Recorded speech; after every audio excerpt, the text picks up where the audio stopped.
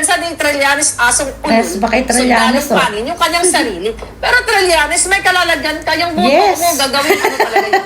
Gagawin sisig yung hayop na yun. Sa lahat ng kasinungalingan mo, Trillanes, may kalalagyan ka. Yes. Hindi ka forever nagtatago sa bilat ni Lisa Canas na makaang.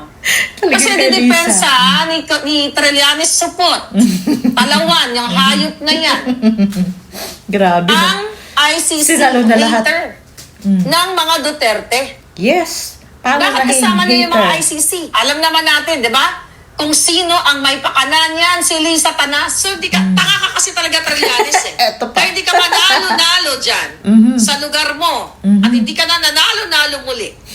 Tuwing tatakbo ka, na lumalabas ang pagiging bugo at ang pagiging support mong sundalong kanin ka. Na dapat kunin ka na rin ng tagos yung mga bala kay Trillanes. You know, ma-miss ng tawag dyan? Ng Iran. Yung kanilang bang-bang-bang at malagay sa itlog mo at masama. Sa bugang itlog mo, Trillanes. Nuknukan ka ng insecure sa mga Duterte dahil hindi ka lang kinuha ni PRRD bilang Vice President niya noon. Dahil alam niyang talawan ka, duwag ka, sinungaling ka, traidor ka. Kaya ka nagkagaganyang hudas ka. Unang-una si Trillanes, yung hayop na itutuloy pa din daw ni Bangag, yung kanyang pag-travel dito sa Amerika from March 8 to 11. Okay? Who knows? Baka yung kanyang eroplanong sinasakyan ay targeted ng kalaban. Mabuti na hindi na makabalik. At magiging abo siya. Di ba? Yes. Magiging abo ang putang ina. 10 na kasama niya sa eroplano. You'll never know. So ayun, talaga namang sunog na idurog pa talaga yung mga bira nito kay Trillanes. Talagang lahat na anuhan ay sinaluyan. Totoo naman eh. Number 1 haters yan ng mga Duterte. Kasi nga, nagsimula yan, nang tanggihan siya ni PRRD na maging vice president niya. Kaya nagwala ang loko-loko. Hindi natanggap na siya tinanggihan ni PRRD. Kawawa naman. Tapos yan, halos mabaliw-baliw na siya sa kakabira sa mga Duterte. Pero sabi nga dito, may kalalagyan ka Trillanes, yung kawalang hiyaan mong yan. Pati yung mga professor Professor ba yun? Or political analyst, sinasabi na, paano tayo nagkaroon ng ganito ka-traidor na tao na talagang dapat ay managot. Kasi siya talaga eh. Sa panahon pa lang ni Pinoy, ang dami na niyang ginawang kalokohan. Tapos ito pa ngayon. Talagang pag pinagsama mo, kahit pitpitin siya ng pinong-pino, hindi na mababayaran yung mga kasalanan niya eh. Sobrang samang tao, sa totoo lang. Para sa akin lang, ang sama-sama niyang tao talaga. Nakikita ko sa kanya na, parang hindi na ugali ng, ng Pilipino eh. Yung lagi nilang sinasabi na hindi na maka-Pilipino. Lalo na yung mga ginagawa nila, pati yung mga kasamahan yung mga dilaw. Yung mga pinklawan na yan, di ba? Kalain mo yun, magpapakulong kayo ng matanda na, trinabaho niya ng ganon, gunamitan niyo pa ng pera ng bayan. Ang dami talaga, lahat ng kilos nila ay kasalanan talaga. Walang kabayaran talaga, walang kapatawaran sa mga Pilipino yung ginawa ng mga taong to. Tapos yan nga, aalis na naman daw si Marcos Jr. ng 8 to 11. Ngayong buwan na to, ano naman gagawin niya doon? Ba't aalis pa siya sa kabila ng ganyang kalagayan? Aalis pa talaga siya? Hindi mo na talaga maintindihan tong utak na to ni Marcos Jr. Pero mabuti naman, baka mali mo doon na siya matuluyan, di mas mabuti nga naman. Na itutuloy pa din daw ni Bangag yung kanyang pag-travel dito sa Amerika from March 8 to 11. Alain mo, okay? Amerika Who knows? talaga. Baka yung kanyang eroplanong sinasakyan ay targeted ng kalaban. At magiging abo siya. Malamang yan. Diba? Choice niya yan. Magiging abo ang putang ina. 10 na kasama niya sa eroplano. You'll never know. Sige, ituloy mo lang yan, Bangag. Okay? Para sakali, pag na-miss ng whatever. Na-target na-mission target, ikaw pala ang ikaw pala ang ma-target. Di kaalwanan sa taong bayan.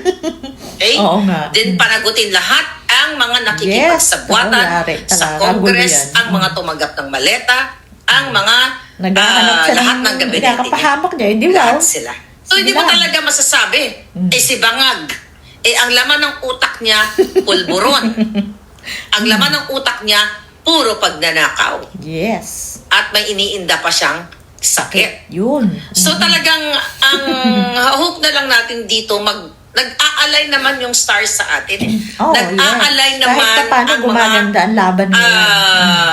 katotohanan sa ating mga mamamayan. Yes. Katulad na lamang dito sa pag-amin ni Bonjing Yes, Remulla ayan pa, magagamit na nila yan. nakipag-usap Yes. siya sa ICC. Sinungaling sa mga bibig din nila na Trillanes, ang crime dito ay yung bribery at yung binabayad sa mga Marines, sa mga militar na nag-escort sa mga kasabwat mong ICC, mga kababayan, ay gamit ang pondo ng bayan. Pera ng bayan ang Ano ngayon daw kung nag-meeting yung ICC at itong mga investigators?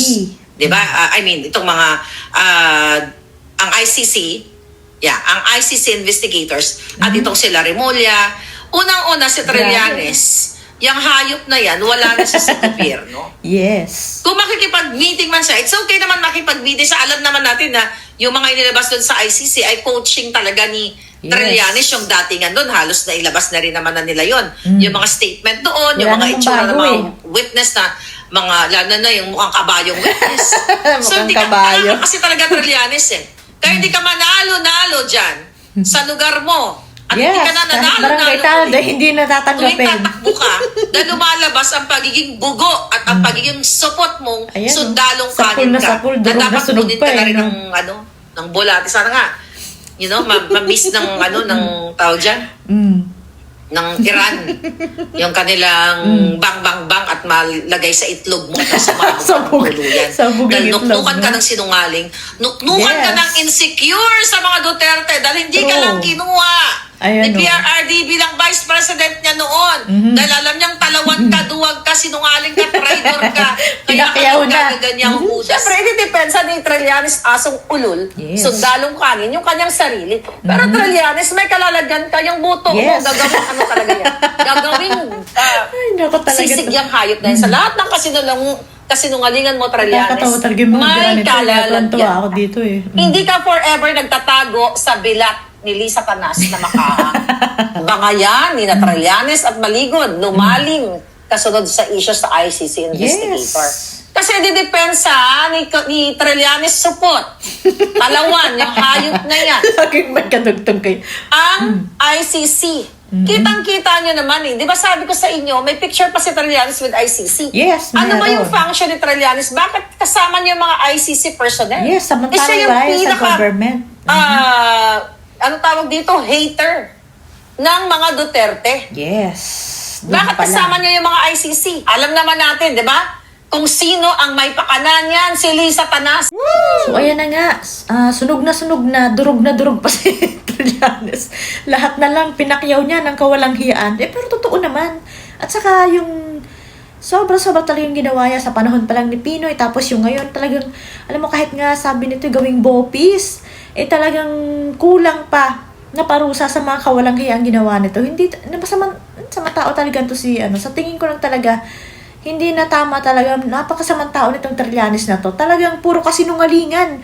Puno-puno na siya ng kasinungalingan dahil lang sa sa paghihigante niya na hindi siya kinuhang Vice President ni PRRD. Kasi kung tutuusin,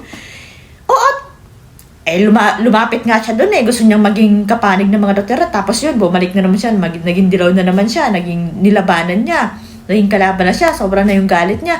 Doon naman nag-umpisa yun Diba? Parang gusto mo sanang sumapi kasi alam mong mananalo. Tapos biglang galit na galit ka kasi ang pakunyari mo pa, hindi nalaman mo lang na gano'n ka sa mga Duterte na alam mo sa sarili mo na napakasinungaling mo. Diba? Nakasinungalingan lahat ng nilalabas niyang bunganga mo. Nako. Kaya yan, kita mo, ganyan ka nalang bira-birahin kasi nga, wala nang respeto sa'yo Wala ka nang, talagang wala nang natitirang, sa'yo, respeto yung mga tao. Pag nakikita nga yung pagmumukha mo, Trillanes, talagang umiinit ang ulo ng mga tao. Kita mo, magbasa ka ng mga comments sa social media. Akala mo yata yung mga ginagawa mo ay napapansin ka at sumisikat ka.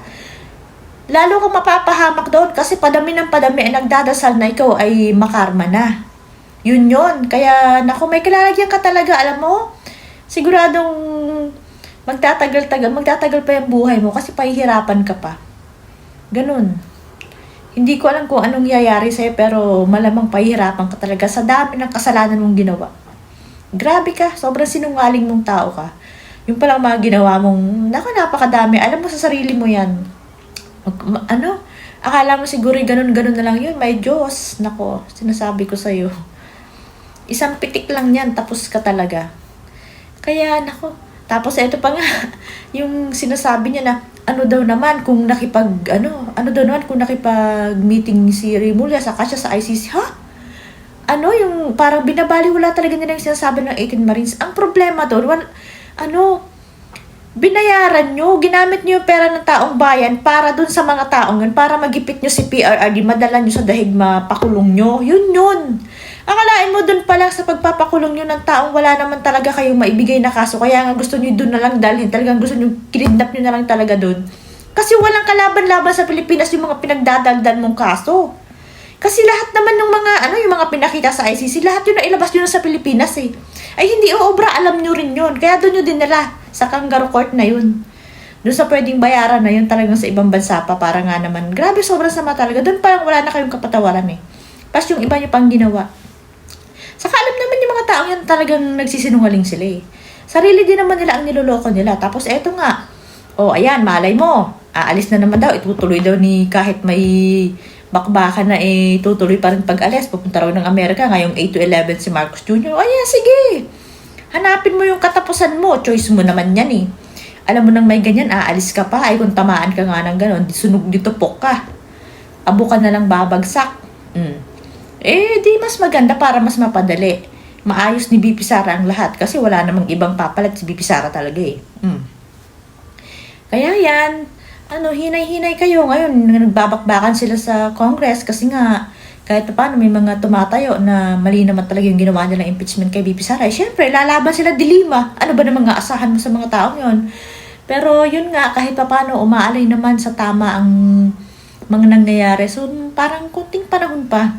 Walang tumatayo, puro bakbakan sa social media, puro interview, palitan ng kung anik-anik. Ang dapat kasi dyan, may tumayo na eh. Kaya lang, parang wala talagang pag-asa kasi nga wala nga asahan sa military natin eh. So, na lang, sabi nga, palakasan na lang ng guardian angel kung sino yung malakas magdasal at sino yung papanigan ng ng Lord sa mga nangyayaring to. Pero yung kasamaan kasi, manalo man yan, mangibabaw man yan ng ilang panahon, hindi pa rin manalo yan ng tuloy-tuloy. Walang kasamaan na nanalo eh. Yun lang yun. Kaya matatapos eh. Kayo, hindi kayo forever dyan.